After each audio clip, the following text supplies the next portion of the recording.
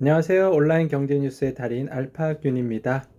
밴드나 카카오톡에서 알파균 검색해 주세요. 될 때까지 함께 일하고 변화를 읽는 창업자들이 성공합니다. 라는 기사가 나왔네요. 네.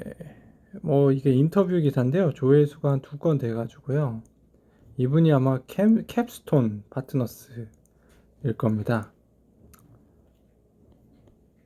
확률이 그렇게 낮아지면 창업하겠다는 의지가 꺾이겠는데요. 꼭 유니콘이 되지 않아도 좋은 사람들이 모여서 제대로 하는 팀은 10개 중 7개가 잘 엑시트, 상장이나 M&A 등을 통해 투자를 회수하는 것 같아요.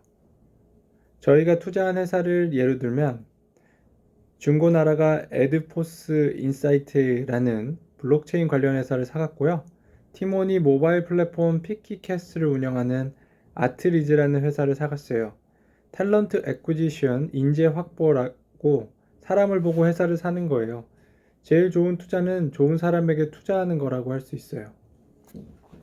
투자를 결정할 때 숫자보다 사람을 본다고 하셨는데 사람의 어떤 점을 보는 건가요? 그 사람의 이력, 자세를 보는 거죠. 저희는 창업 실패로 신용불량자가 된 창업자에게도 투자했어요. 그분은 한 번 실패했지만 팀 구성을 잘했고 국내에는 없는 새로운 사업을 하고 있었어요. 근성도 있고요. 실패를 경험하고도 잘 헤쳐오신 분들은 겸손하고 불효불굴의 의지가 있죠. 투자한 스타트업 중 폐업하는 회사가 없지 않을까요? 없지 않을 텐데요.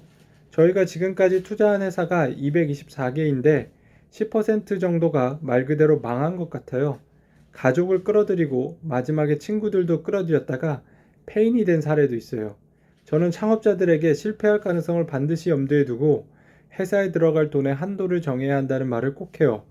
지금이 자금이 초과될 상황이 됐을 때 아무도 투자하지 않는다면 멈춰야 한다고 생각해요.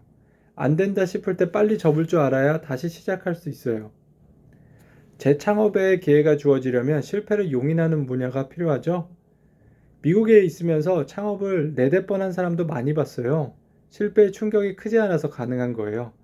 우리 문화는 한 번 칼을 뽑으면 뭐든 배야 한다고 오랫동안 가르쳤지만 요즘 창업자들은 똑똑해졌어요.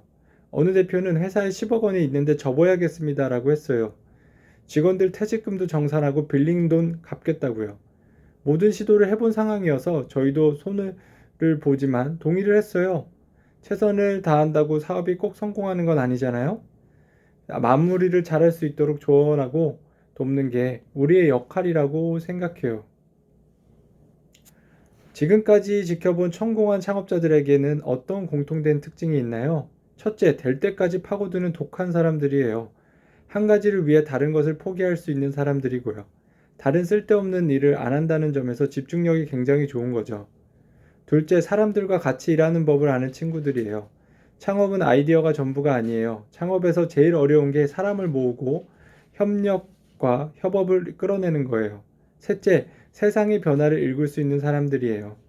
회사가 알려지는데 2-3년이 걸리니까 그때 벌어질 일을 예측해야 하죠. 내가 좋은 물건을 만들면 사람들이 써줄 거야 라는 독불장군이 있어요.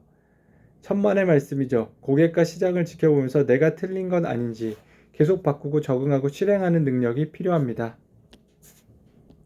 숨은 저평가주 가치투자 빅4는 알고 있다. 서영교 한국경제 기자입니다. 조회수 2건이고요. 그러니까 전문가들은 가치주 종목을 고를 때 특정 지표에만 의존하지 말고 여러 정보를 활용해야 한다고 조언했다.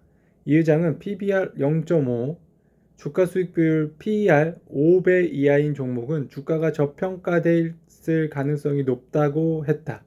그는 기업의 ESG, 환경, 사회, 지배구조 경영能力도 중요한 지표라며 가치주가 ESG 경영을 강화하면 주가도 재평가받을 수 있다고 했습니다.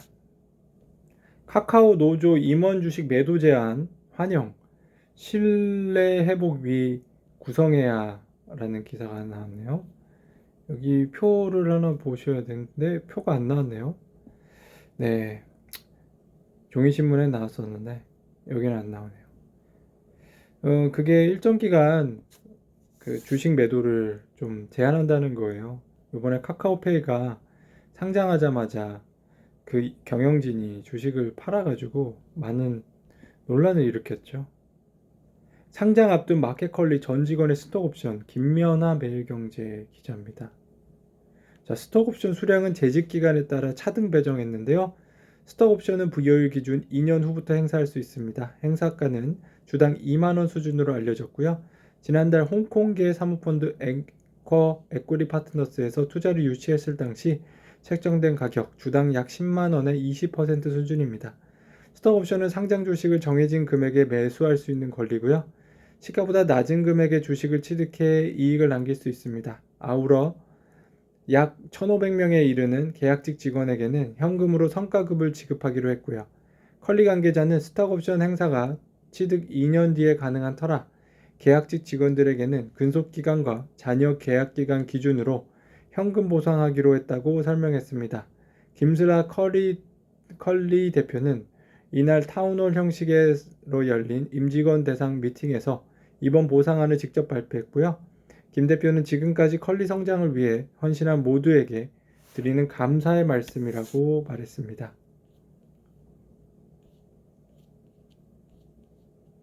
MBK 기업 가치가 10조 원입니다. 임직원들도 슈퍼리치 반열에 올랐고요.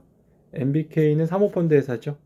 13일 투자은행 IB 업계에 따르면 MBK 파트너스는 자사 지분 13%를 10억 달러, 약 1조 1,900억 원의 다이얼 캐피털에 매각하는 데 합의한 것으로 전해졌고요. 기존의 지분이 아닌 신주 발행을 통해 지분 일부를 매각하는 방안으로 예상됩니다.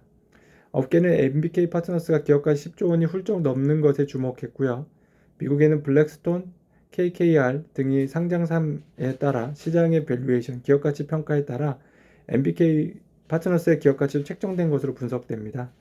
블랙스톤의 시가총액은 174조 원으로 주가 수익 비율 PER은 16배, KKR 시가총액은 73조 원으로 PER은 약 8배입니다. 특히 주목할 부분은 MBK 파트너스 지배구조인데요. MBK 파트너스 주주 구성 보면 윤종화 부회장과 김강일 대표가 각각 29.5%로 가장 많고 김병주 회장이 20.5%로 뒤를 잇습니다. 나머지 20.7%는 우리사주 조합이 보유하고 있죠. MBK 파트너스의 기업 가치를 약 10조 원으로 보면 윤 부회장과 김 대표가 보유한 지분 가치는 약 3조 원에 이르고요. 김병주 회장과 사주 조합의 지분 가치는 약 2조 원으로 분석됩니다. 네, 알파균의 경제뉴스 오늘 여기까지 전해드릴게요. 밴드나 카카오톡에서 알파균 한글로 검색해주세요. 감사합니다.